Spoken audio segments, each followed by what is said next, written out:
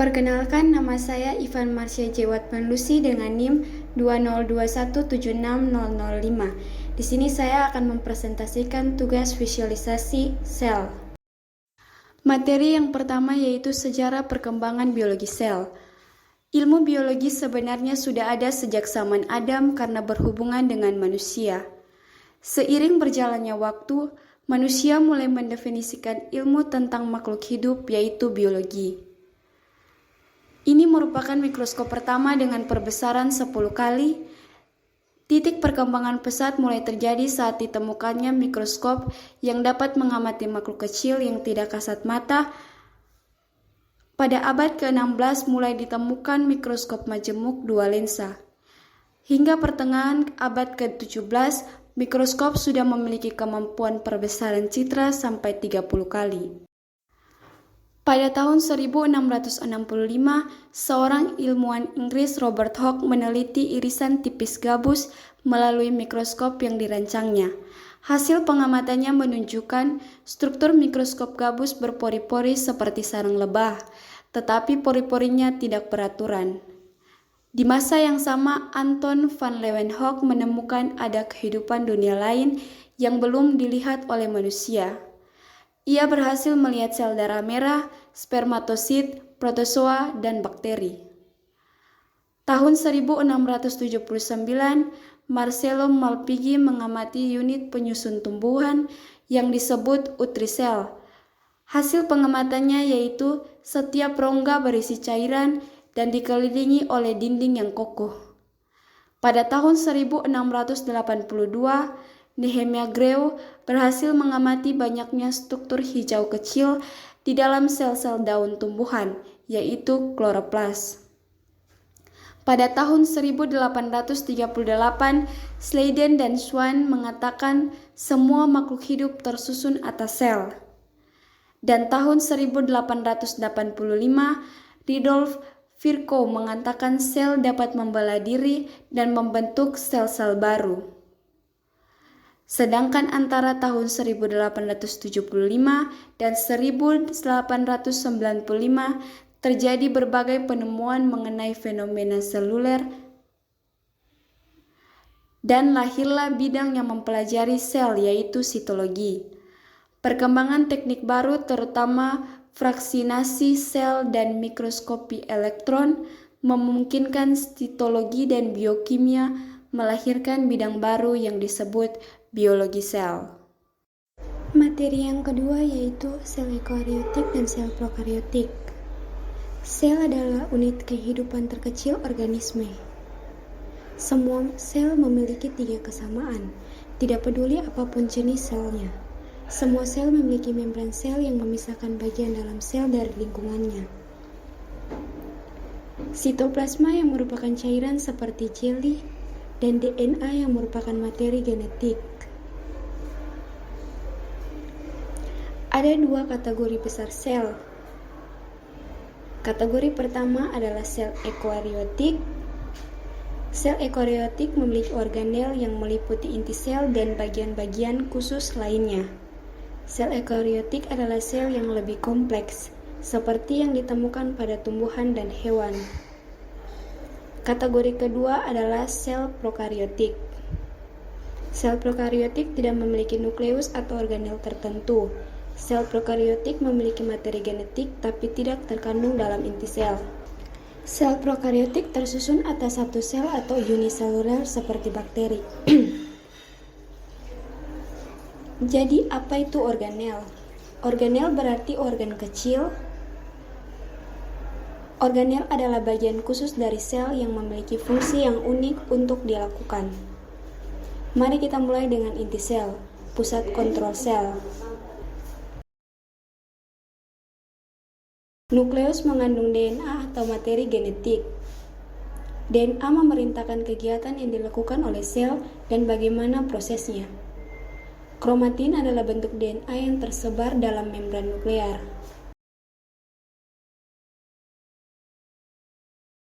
Ketika sel siap untuk membelah, DNA memadat menjadi struktur yang dikenal sebagai kromosom. Nukleus juga mengandung sebuah nukleus, yang merupakan struktur di mana ribosom dibuat.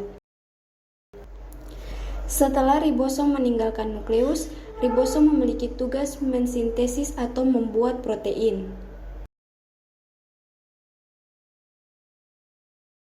Di luar nukleus, ribosom dan organel lainnya melayang di sitoplasma yang merupakan substansi seperti gel.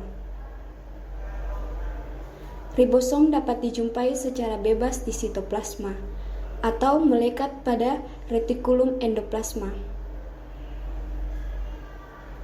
Ada dua jenis retikulum endoplasma. Retikulum endoplasma kasar yang memiliki ribosom melekat padanya dan retikulum endoplasma halus tidak memiliki ribosom yang melekat. Retikulum endoplasma adalah membran berbentuk jala yang berfungsi untuk mengangkut bahan, seperti protein yang disintesis di ribosom. Protein dan bahan lainnya muncul dari retikulum endoplasma di vesikula kecil, di mana aparatus Golgi atau badan Golgi menerima vesikel tersebut. Ketika protein bergerak melalui badan Golgi, badan Golgi melakukannya dengan cara melipat protein menjadi bentuk yang dapat digunakan atau menambahkan bahan lain, seperti lipid atau karbohidrat.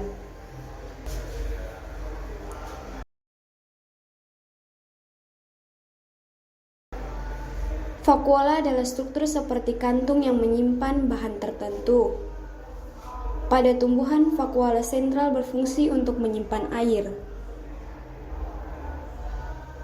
Kembali ke sel hewan, kamu akan melihat organel yang disebut lisosom. Lisosom adalah pengumpulan sampah dengan mengambil bagian sel yang rusak. Lisosom penuh dengan enzim yang memecah puing-puing sampah sel. Mitokondria adalah organel yang merupakan penghasil untuk sel hewan dan sel tumbuhan. Selama proses yang disebut respirasi seluler, mitokondria membentuk molekul ATP yang menyediakan energi untuk semua kegiatan sel. Sel-sel yang membutuhkan energi lebih banyak memiliki banyak mitokondria. Sel mempertahankan bentuknya menggunakan sitoskeleton. Sitoskeleton meliputi mikrofilamen seperti benang yang terbuat dari protein dan mikrotubulus yang merupakan tabung tipis berongga. Beberapa organisme seperti tumbuhan yang fotoautotrofik, yang artinya mereka menangkap cahaya matahari untuk membentuk energi, memiliki sel dengan organel yang disebut kloroplas. Kloroplas adalah tempat terjadinya fotosintesis. Kloroplas berwarna hijau karena memiliki pigmen hijau yang disebut klorofil. Sel tumbuhan juga memiliki dinding sel di luar membran sel. Dinding sel memberi bentuk dan melindungi sel tumbuhan. Sel hewan tidak memiliki dinding sel. Materi ketiga yaitu struktur dan fungsi membran plasma. Membran plasma atau disebut juga membran sel adalah bagian sel yang membatasi bagian dalam sel dengan lingkungan di sekitarnya. Membran ini dimiliki oleh semua jenis sel. Membran sel atau membran plasma merupakan bagian terluar sel pada sel hewan dan protozoa. Namun pada sel tumbuhan dan bakteri terletak di bawah dinding sel.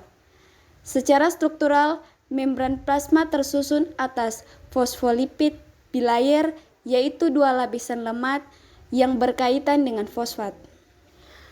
Membran sel berfungsi sebagai bagian sel yang melingkupi seluruh isi sel, memiliki fungsi yang sangat penting dalam perlindungan sel secara mekanik.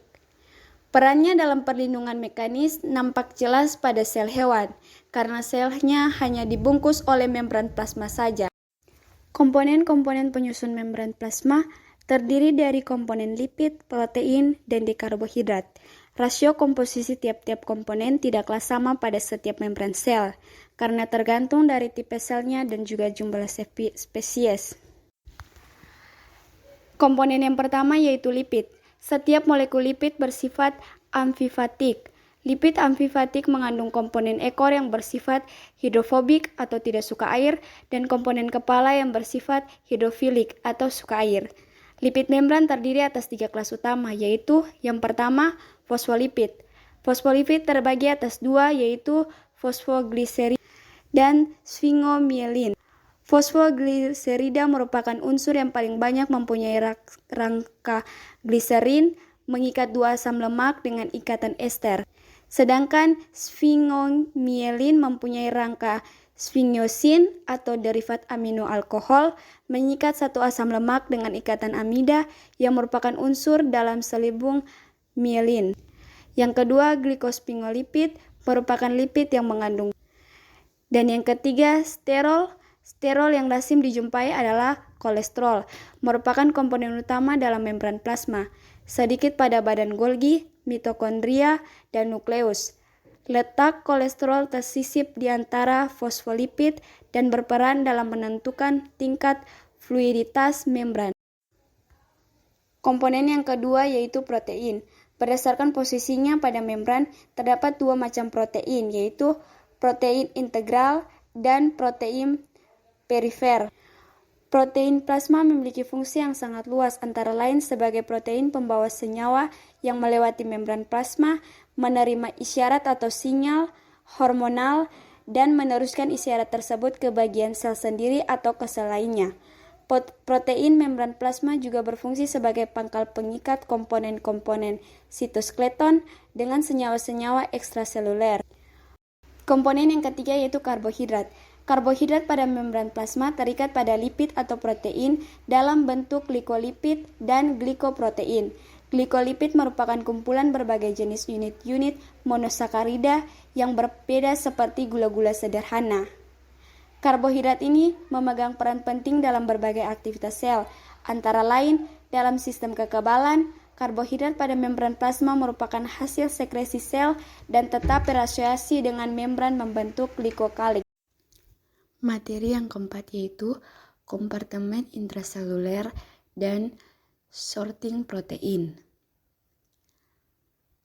Terdapat nukleus, porisomes, mitokondria, plastid, endoplasmic reticulum, Golgi, late endosome, secretory vesicle, lisosom, early endosome, dan sel eksterior.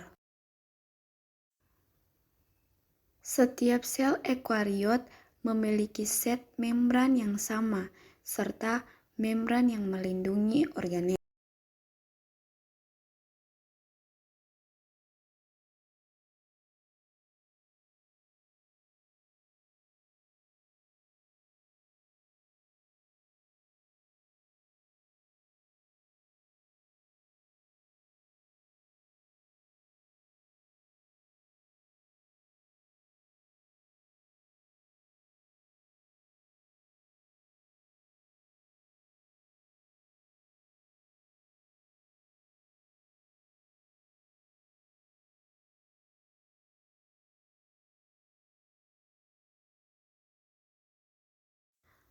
Konsep yang dipelajari yaitu translokasi atau perpindahan protein dari sitosol ke organel-organel sel melalui membran. Yang kedua, proses terbentuknya protein dan karbohidrat membran. Dan yang terakhir, proses terbentuknya lipid membran.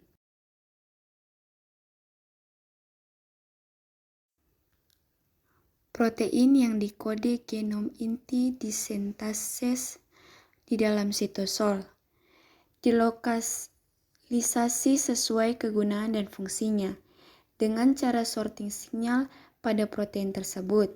Sorting sinyal dapat dilakukan melalui 3 cara, yaitu geta transport yang merupakan transport protein antara sitosol dan inti melalui kompleks protein membran inti, atau transport aktif dan transport pasif. Kemudian transmembran transport atau transport protein melalui protein transmembran translokator pada organel tertentu, misalnya mitokondria, plastida, peroksisom, retikulum endoplasma. Protein ditransport dalam bentuk belum melipat. Dan yang terakhir, vesikular transport atau transfer protein dengan vesikula. Transfer protein dari retikula endoplasma ke Golgi, kemudian ke lisosom atau endosom atau membran.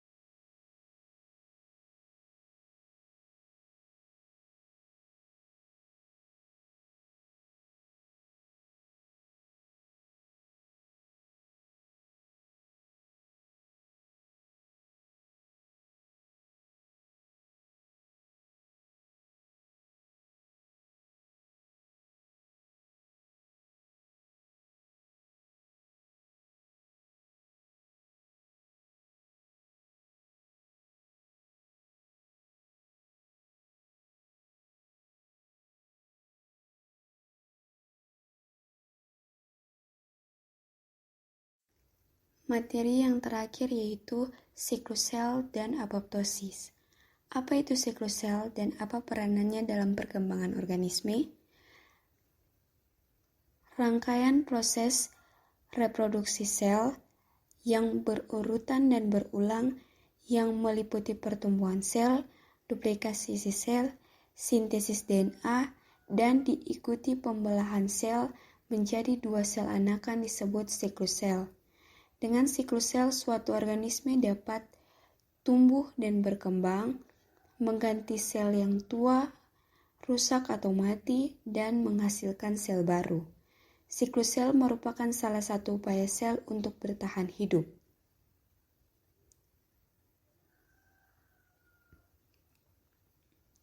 Tahap apa saja yang terjadi pada siklus sel?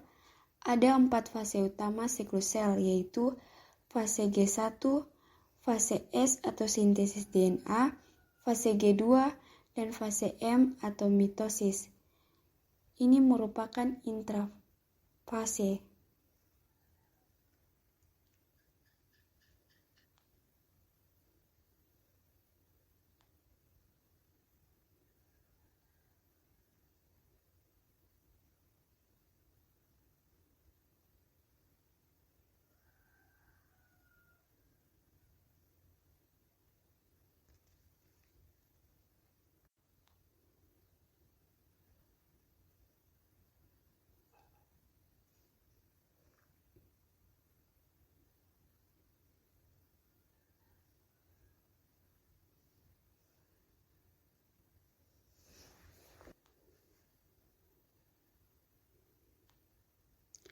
Setelah fase M, sel anakan bisa segera menuju ke fase sel selanjutnya, yaitu G1, atau sel anakan bisa keluar dari siklus sel menuju ke fase G0. Pada fase G0, sel berhenti membelah, baik secara permanen atau misalnya neuron, atau temporer saja dan akan masuk siklus sel untuk membelah lagi apabila ada stimulus eksternal.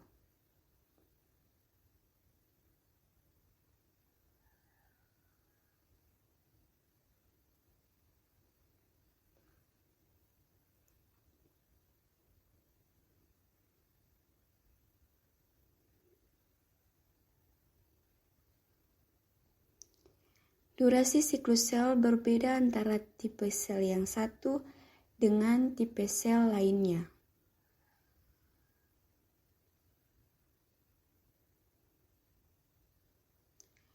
Fase G1 adalah fase persiapan sintesis DNA. Proses apa saja yang terjadi selama fase G1? Durasi fase G1 sangat bervariasi dan periodenya paling lambat dibandingkan fase siklus sel lainnya. Proses yang berlangsung adalah sintesis protein, misalnya enzim yang diperlukan untuk sintesis DNA, duplikasi organel, dan pertambahan volume sel. Mitogen diperlukan untuk menginisiasi transisi dari fase G1 ke fase S. Ketiadaan mitogen menghambat progres ke fase S. Replikasi DNA berlangsung di fase S. Di akhir fase S, kromosoma yang telah diduplikasi memiliki 2 kromatidae yang terhubung pada centromerus.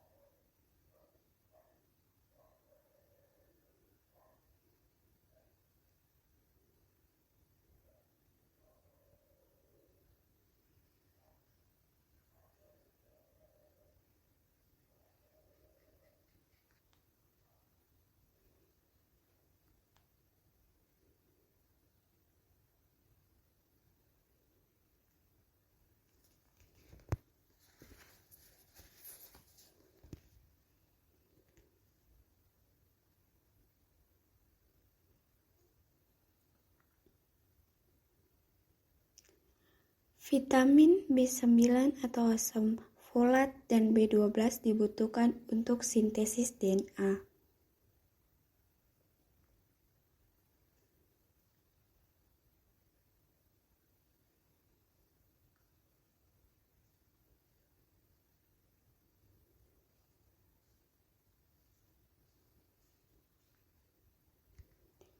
Definisi vitamin B9 dan B12 menyebabkan anemia megaloblastik, kelahiran prematur atau berat bayi lebih rendah, kelainan jantung, defek tuba, neuralis, dan kongenital.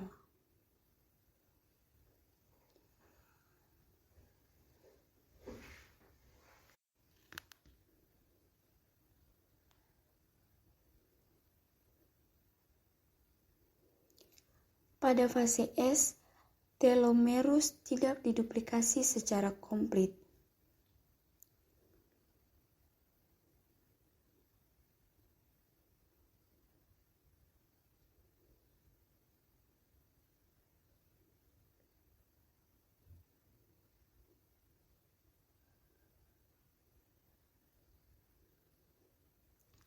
Pemendekan telomerus berkontribusi pada proses penuaan. Defek proses perbaikan dan regenerasi dapat menyebabkan idiopathic pulmonary fibrosis. Berkurangnya atau ketiadaan sel punca menyebabkan kegagalan sumsum, tulang, dan ketidakstabilan genom menyebabkan banyak terjadi mutasi gen yang dapat berujung pada neoplasia.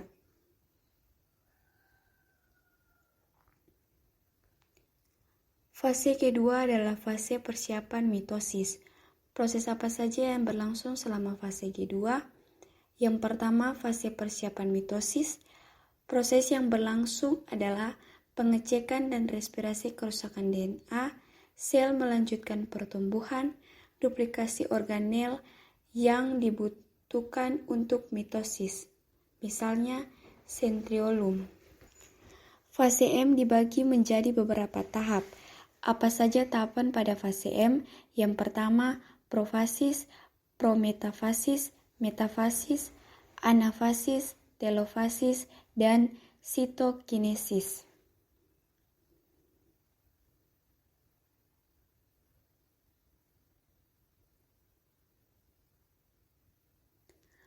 Profasis merupakan tahap pertama dalam fase M. Peristiwa yang terjadi yaitu kromosoma yang sudah direplikasi yang terdiri dari 2 kromatidae mengalami kondensasi. Spindel mitosis terbentuk di antara 2 sentrosoma atau sentrosoma adalah organel yang berperan dalam mengorganisir mikrotubulus tersusun dari 2 centriolum dan matriks perisentriolar.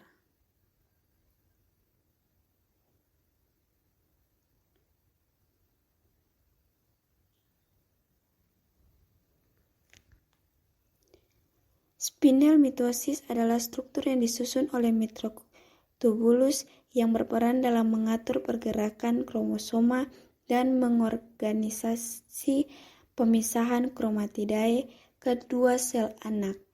Ada 3 macam spindel mitosis.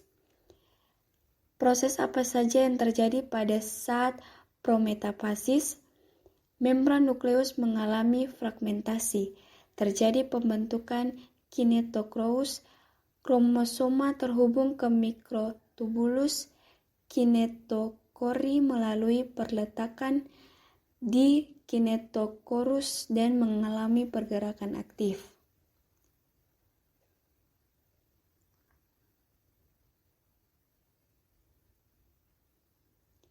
Peristiwa yang berlangsung selama metafasis adalah terjadi tarik-menarik antara mikrotubulus kinetochori dari polus spindel yang berlawanan. Keseimbangan kekuatan tarik-menarik akan mengakibatkan kromosoma berjalan paralel di ekuator, di tengah-tengah antara polus spindel yang berlawanan.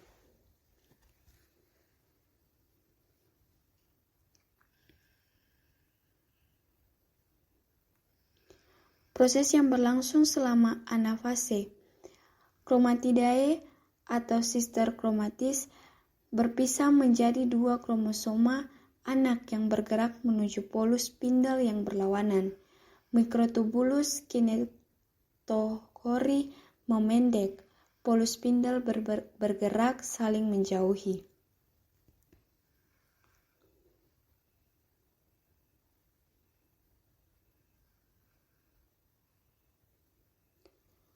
Pada saat telofase, sel hampir selesai membelah.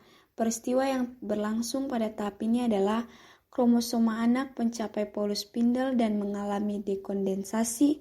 Membran nukleus mulai terbentuk lagi mengelilingi masing-masing kromosoma.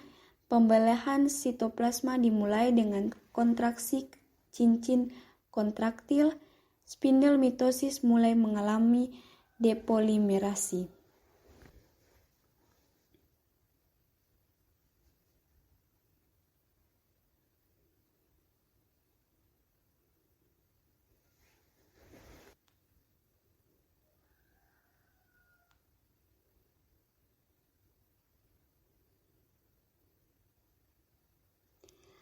Pembelahan sitoplasma yang berawal di telopasi berlanjut di sitokinesis dan berakhir dengan terbentuknya dua sel anak. Pembelahan sitoplasma berlanjut dengan kontraksi cincin kontraktil, membentuk kerut pembelahan yang semakin dalam secara bertahap dan membagi sel menjadi dua sel anak. Membran nukleus terbentuk utuh mengelilingi kromosoma.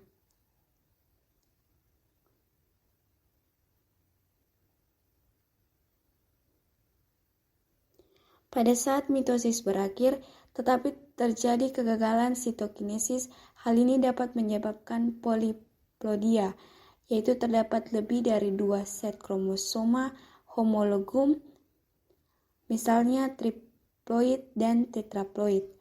Poliploidia merupakan hal normal pada beberapa sel seperti osteoklastos. Poliploidia umumnya menyebabkan abortus.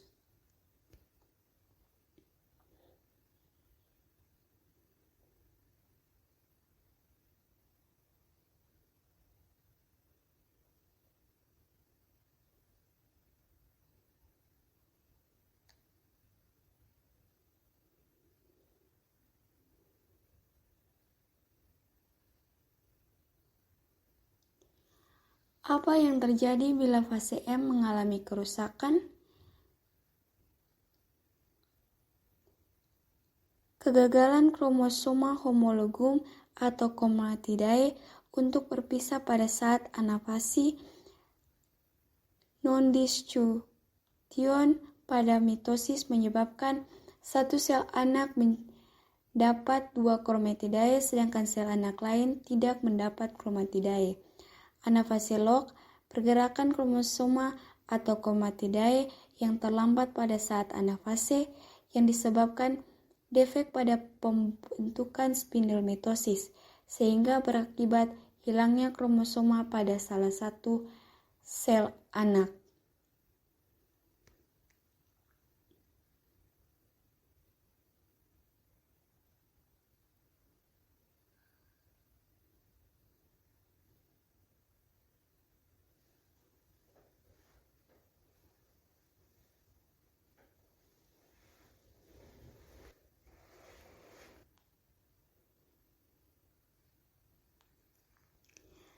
Aneuploidia adalah terdapat jumlah kromosoma yang abnormal. Aneuploidia pada selula germinativa yang diikuti fertilisasi umumnya bersifat letal dan menyebabkan abortus.